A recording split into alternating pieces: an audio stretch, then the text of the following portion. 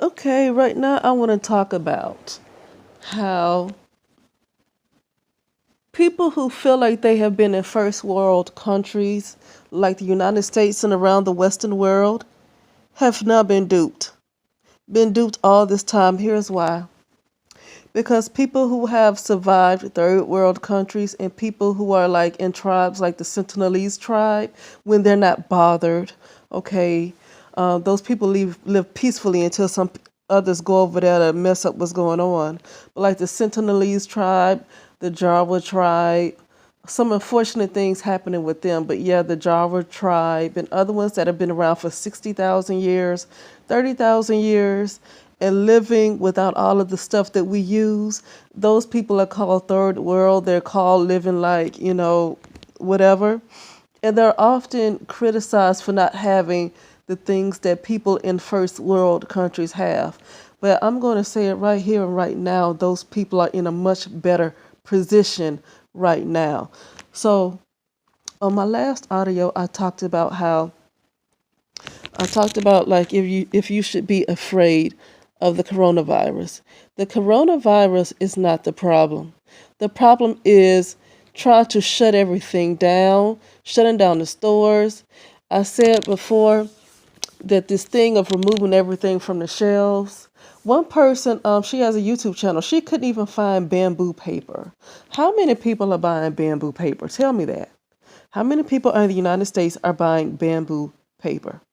That's how I know that when this first started, when everything was going off the shelves, like all the wipes, all the tissue, all the hand sanitizers, I said that it was sometime week before last, sometime last week. One day I saw everything on the shelves.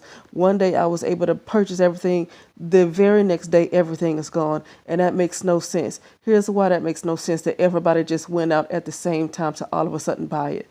Because where I am now, because I'm not in Los Angeles anymore, there was nobody talking about the coronavirus. There was no fear of the coronavirus.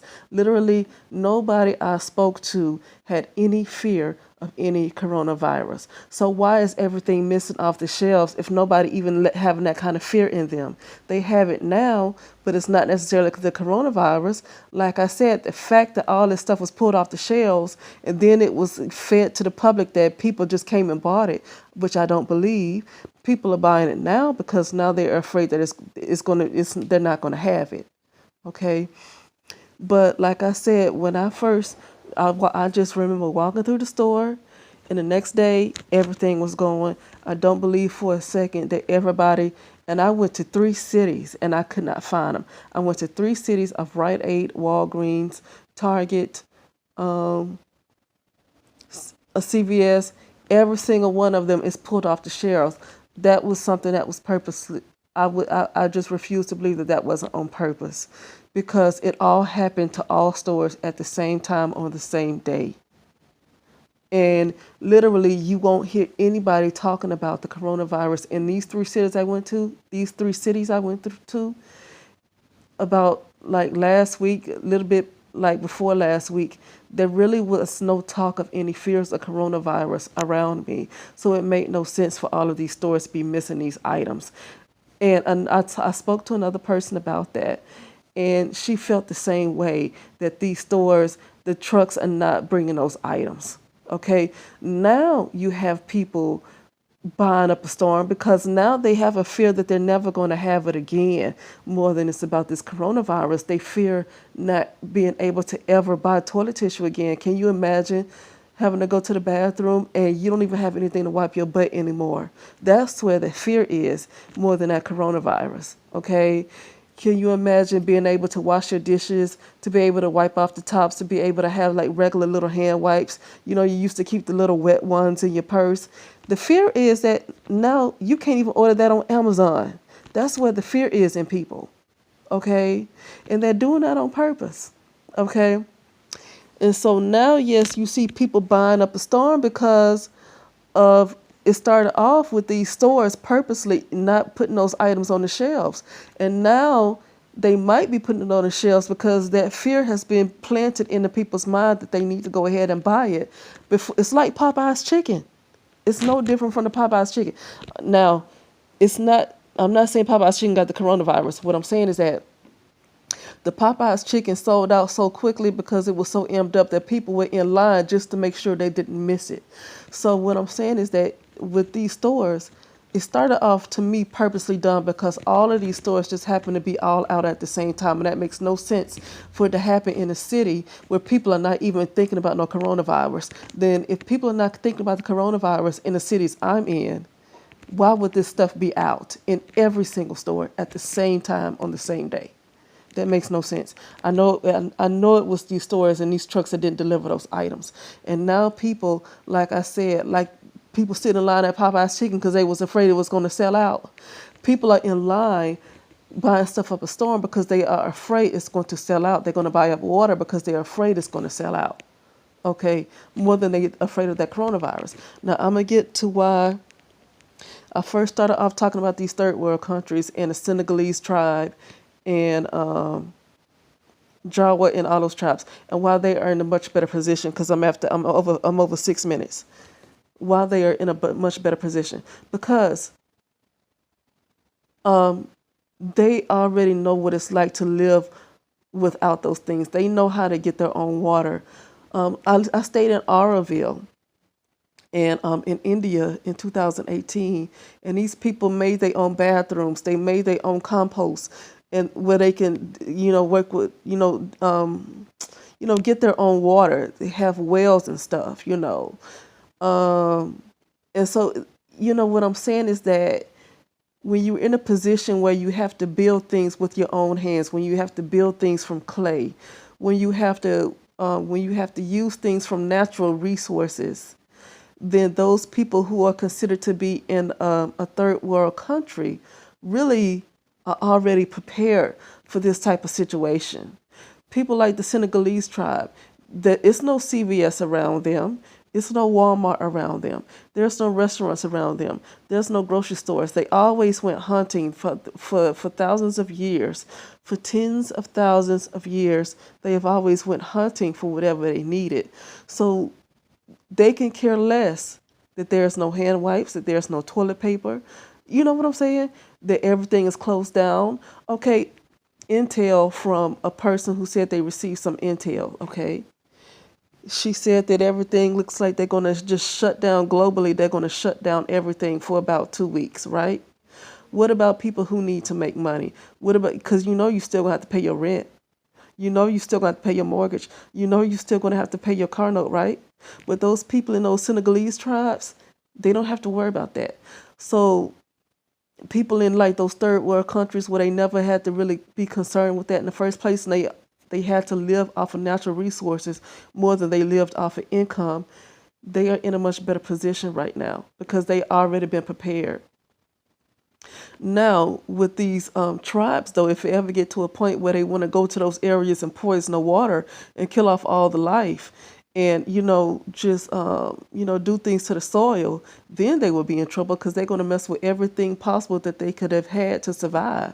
But right now, at this time, those people are in a much better position, okay? And so that's what I meant by that. So I know people say they're not letting the coronavirus get to them, but I'm gonna be honest with you. Where I am, I never heard anybody talking about no coronavirus. They know it was on the news, but nobody was really talking about it.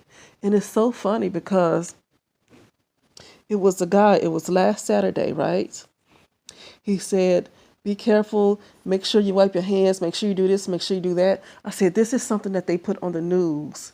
And then the very next day, the stores removed all those items to make it seem like people just rush to make it seem like people just rush to these places to buy them all up, like they had that much fear. I said, no, these stores did that on purpose to instill the fear of those items not being available. Like I say, people are more concerned that they can't wipe their behind after they take a dump more than they worry about this coronavirus. Can you imagine going to the bathroom and you can't even wipe your behind? There's no wipes. There's no wet wipes. There's no feminine wipes. People having periods, but there's no tampons. That's the fear. You're bleeding all over the place and you can't even do nothing about it. That's where the real fear is.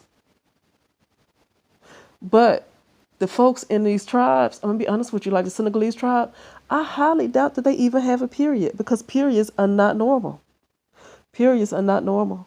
I highly doubt that these people, like in these Senegalese tribes and these Jarwa tribes, I highly doubt that they even have a period. They live so natural. Okay? But like I said, we have been duped to thinking that the first world life is better when it's actually worse. Why is it worse? And I'm saying we, including myself, because I'm not going to lie and act like I know what it's like to live in a third world life. I lived a third world life for 3 months in India, in Auroville, and I was at the most peace I ever been in my entire life. The only time you're not at peace is when people who think they have more power come in and try to ruin everything. That's when your peace is ruined. But the third world life itself is not, it's not stressful. It's just when people who have money come in to interfere with your peace, that's when your peace is disturbed. Okay, that's when you don't have any peace left. Like the Jarwa tribe. That's why the Senegalese tribe, they kill anybody who come over there that's not with them. They kill them because that's when your peace is disturbed. And that's when you feel like you need all these things because these folks come in with their paradigm and their system and they want to change what you already have so they can run rampant like savages, like the Jarwa tribe. That's in a certain part of India too. Same thing with Senegalese tribe. That's in India. Those are black folks though. They dark skinned, very dark skinned, but they're in India. Okay. But like the Jawa tribe, right? The Jawa tribe was not as smart as the Senegalese tribe, right? So they allowed other people outside of their tribe to come in to observe them, observe how they live, take pictures with them, and they would get rides from these other people to go into the cities in India to get cakes and to get food and to get pampered and to get spoiled, okay, to get taken from their life on their tribes. And the Jawa tribe messed up by letting these people in because now the governments want to build infrastructure and get rid of this whole tribe. This whole tribe is going to lose their lands because the government is about to take over their lands and build infrastructure. See, that's what I'm talking about. That's how people lose their peace. It's not so much of living a third world life that people lose their peace. It's when people who got money and resources, and right now money is the God. I don't care what nobody say, money is the God. People with money come in with their resources and they try to ruin what these tribes had going on for 30,000 years and 60,000 years, and they come in to have them scattered and to build their infrastructure. That's what disrupts the peace. Okay. So anyway, but yeah, I just want to talk about how they already know how to survive outside of CVS. They know how to survive outside of Rite Aid. They know how to survive outside of Walmart. They know how to get fresh water without having to go to the store. I don't even think they have filters. People talking about get some filters on your sink. But what if the water stops running? What if the water no longer comes out of your faucet? What well are you going to get some fresh water from? These Senegalese tribe already know how to do that. You understand? When I was in Auroville, India, they already know how to do that. Okay? So people talk about, well, get a filter for your water, get this, get that, get some distilled water. It's eventually going to run out if this thing goes on for like a year, which right now is just a test run. So far, somebody got intel that in 2 weeks they're going to shut things down. It depends on what timeline you're in. I talked about timelines so many times. It depends on which timeline you're in if that's going to happen in your particular reality or not. I said that we're in a movie. I said that we are in a movie. So yeah, that is the intel. Yeah, they shooting. And I'm going to tell you guys something. I looked online. I was looking at Beloved's life. Sometimes I look at mukbangs. I look at mukbangs because there's nothing else I want to watch right now. I don't want to look at the news. I don't care about celebrities. And I like to watch food, okay? Food makes me happy. Especially right now because I'm not eating. And so it's nice to watch other people eat. But somebody left a comment under Beloved's life, her latest video with Stormy Wellington, Coach Stormy. Under her latest video, somebody said that the coronavirus, the COVID, was found in crab legs. because Beloved's life has been having a sore throat for like a few days, right? And so somebody came under her comment section talking about how that COVID-19 has been found in crab legs and to be careful. And it's something could be stuck in her throat because I noticed that she does have a sore throat, like she's hoarse, but she doesn't seem to have a cold. She doesn't seem to have the flu. She seems to operate, she seems to have energy. She seems to operate like she always does, but she just has this hoarse throat, like she's hoarse. And somebody, this is not to scare you from crab legs. Here's where I'm going. So I went online to see if it was true. And lo and behold, they're closing everything. They're closing all the buffets. They're closing a lot of restaurants. Pretty soon, these stores are going to close because of the COVID-19. And that's what inspired me to make this video right here. Because it's not the fear of the coronavirus that people are afraid of. These companies, these businesses are going in line with the elite's agenda. And so they're closing everything down like it's such an emergency. And that's making people get scared because people have for a long time, especially if you're in a first world country, it's hard to say that you have not depended on the Walmarts and the Targets and maybe going to some restaurants and the Costco's and the Sam's. If you lived a first world life in the Western world, it's really hard to believe. Maybe one or two I can believe that they have already prepared themselves, but it's hard to believe that you already know how to go without the Walmarts and the Costco's and the Sam's, especially if you got little ones, you know? And so now I'm seeing them starting to close down these buffets, these restaurants. Okay, and you can say that, well, I don't like going to buffets, no way. Well, me hardly neither because I don't really care for buffets a whole lot. But this is just the beginning. They're trying to say, oh, let's close down the buffets because they're trying to get away from the social environments, right? People breathing all over the food. So they're trying to say they're closing down the buffets. But this is just a start. So that's why I say you can say, oh, well, I don't go to buffets no way because that's just always been nasty to me. No, that is just a start. In the next 2 weeks, if you're on that timeline, they're going to close down everything and they're going to tell you that you can't go to work.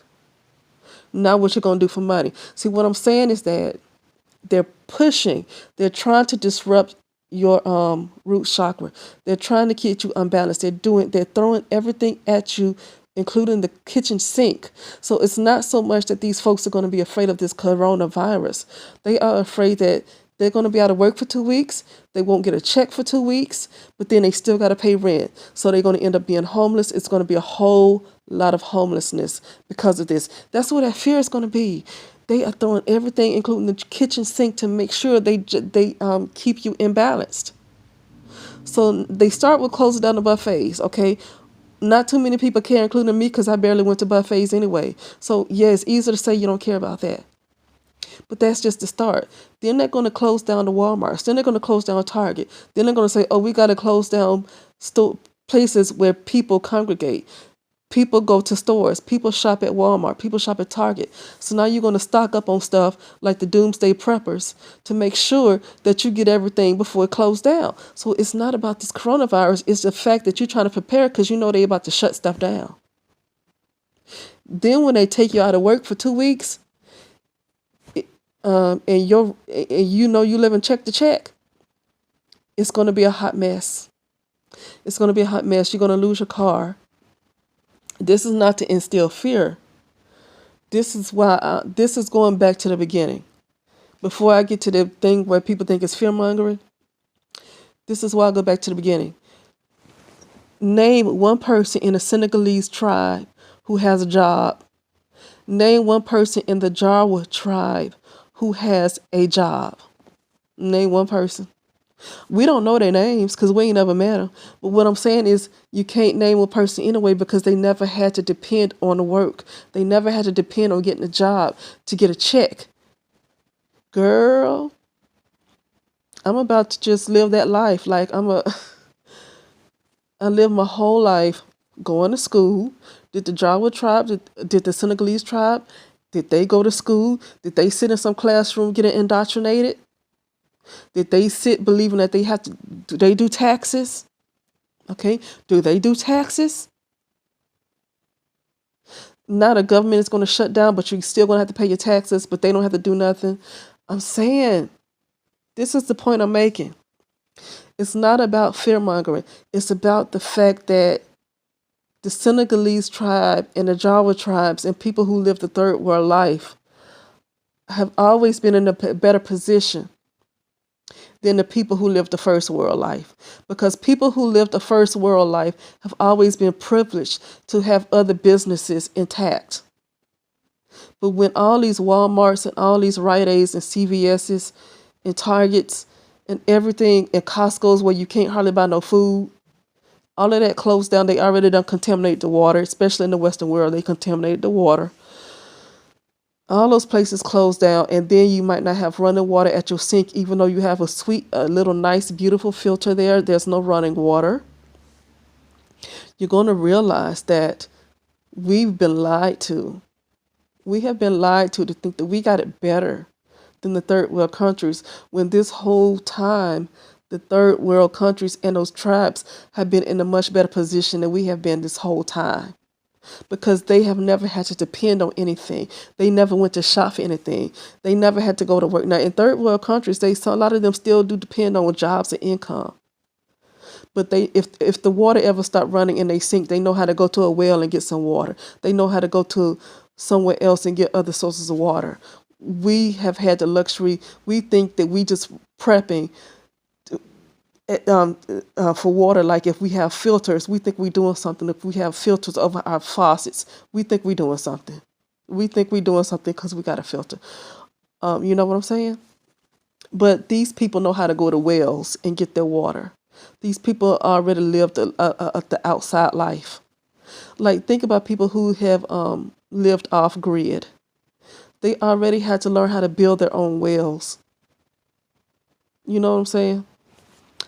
So, but like I said, those people who lived off grid, they still have to find a way to get income. They still have to, but they still use the natural resources, so they don't pay as much as people who live in houses. I don't care if your house is paid off.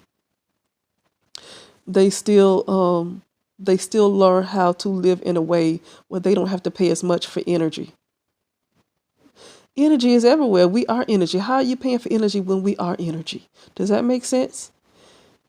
We are energy, right? We are vibrational. But why are we paying for energy? Why are we paying something for what we are? I keep talking because things come to me as I talk. We are vibrational beings. Everything is energy. We are made up of energy. So why are we paying for energy? Does the Senegalese tribe have to pay for energy? I'll just keep going on and on because we have been duped. People who have lived the first world life their whole life, they're about to catch pure D hell. They're about to catch pure D hell. Okay? And so if you have not learned, like I said, how to survive, and a lot of people with this doomsday prepping, that can only last so long. These people who talk about all this doomsday prepping, they're only going to last for maybe another year or so, or another 2 years. The people who are in a better position than even the doomsday preppers are people who never had to really rely on outside sources for light. They never had to rely on outside people for water. They never had to go to work. They never had to go to a job. They never sat in anybody's school. They never paid taxes. What else? You guys think of something. They always went to hunt for their food. Okay? And like I say, the only way those people are going to lose their peace is when the government goes over there and try to scatter them like they have done before. Okay? But I don't think I have anything to say because I haven't eaten today. Today is going to be a day. That's another thing. Breatharians might have it better too, because now you're learning how to just survive without food and water, which people have been able to do too. So it might be good to practice that too. Surviving on water. I've had my practice surviving when I used to do a lot of fasts, and I used to just go with just water, and maybe one day I would go without water, and that's some good practice there too, because you'll start to learn that your body don't need food the way you think you need it. You eventually, I won't go any further. Shoot, I'm done talking, because now I'm just having a conversation with you guys. But anyway, breatharianism, I was going to keep this to myself. Breatharianism is something to work on. Be careful not to do it when you're on your cycle, because you lose so many vitamins and stuff when you're on your cycle. Um, I'm not going to go into what else I was just about to say about the period. But breatharianism is something good to practice, because now it's time to deprogram ourselves from all of our beliefs. Deprogram ourselves from limited human subconscious beliefs. The belief that we have to have food to survive, that is a human programmed subconscious belief. It is not to say that I don't go without food every day, but it's definitely something to practice. It's been in my mind for like the last 2 weeks. And then I had a dream of somebody who's like a mentor, not a mentor of mine, but a mentor of somebody else's, but I work with her. And she was in my dream first she was talking about fruits and vegetables, but mostly fruits. And then breatharianism. I said, okay, that's my own conscious mind coming through another person, because it's been in my mind for like the last 2 weeks. And then I have a dream about somebody that I, kind of highly respect. She's a spiritual worker, underground, but she talked about fruits and then breatharianism. I'm like, okay, in real life, I never heard her talk about things like that. So that means that's my own inner self giving that message back to me through somebody else, because it's already been on my mind for the past 2 weeks and I didn't act on it. So now that's my own self speaking through another person. Okay. Anyway, I don't think I have anything else to say. And with that being said, I'll talk to you later.